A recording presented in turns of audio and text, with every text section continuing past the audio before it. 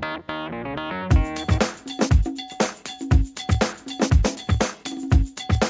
be fair, apart from the 5 minutes in the change room where I got absolutely drenched and bundled, and I think Lenny Pidgley had me in a headlock at one stage, apart from that I felt calm all day really, and in the build up to this, and I can't see that changing because I've got a group of players that are working so hard for me, and that takes, you know, if ever I'm feeling nervous about a game, it might, you know, an academy game, it might be when, you know, the players are having a little bit of a dip or they're not quite at it, and we haven't got that problem, so you can take all the nerves away, and what will be, you know, but you can only give yourself the best chance by working incredibly hard, and that's what they've done.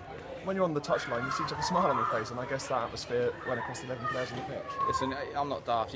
When you get given an opportunity that the chairman's given me, you know, you've got to enjoy it. There's no point doing it if you don't enjoy it, and I think anyone that knows me that works here knows I enjoy my job, whether that be here or an academy game or watching the under 8s and 9s train. You know, you've got to enjoy it, because otherwise you don't give of your best and you don't get out what you should put in. So I mean, listen, the chairman's been fantastic. I had to retire early. I underachieved here as a player.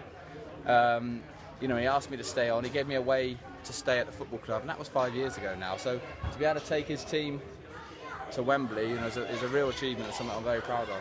I know we don't want to talk about anything about the Wembley trip. Obviously, there's the rumours going around with the new manager coming in. I gather you already heard that. It's almost guaranteed, apart from the actual release, the technical release in the club. Has that affected you at all? No, not at all. It hasn't affected the players either. I think, you know, we always knew that this was going to be a temporary thing. We always knew that I asked the club to leave me out of any discussions, anything like that, to keep me away from it, because whilst I'm there to help them a little bit as well, and add a little bit of knowledge from the football world to their decision making perhaps, you know, I wanted to concentrate solely on the team. So I've done my end of the bargain, they've done their end, and if they bring in, you know, who they're talking about bringing in, that'd be fantastic. It really will. And you know, I haven't had a chance to catch up with the chairman yet, but you know, we need a manager, you know, let's be honest. And the other day I think Dale had 90 something CVs, so you know, it's not always going to be, football doesn't always go smooth, and you know, you can't always plan for things. So if they've done it now, then brilliant, you know, and if it waits till after the playoffs, then brilliant. You know, we've got ourselves in a fantastic position,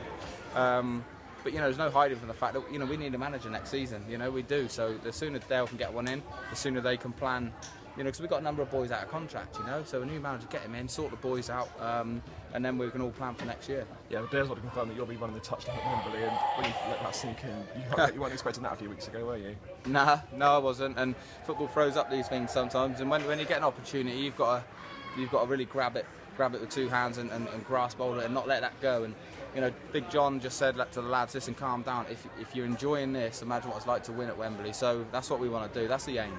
Yeah, it felt like a cup final win today, isn't it? But yes, it's great going to Wembley, but the job's not done. We need to win at Wembley to get to League Two. Yeah, that's right. I've said to the boys, enjoy it now. Monday morning, we're back on it, and we're back focusing.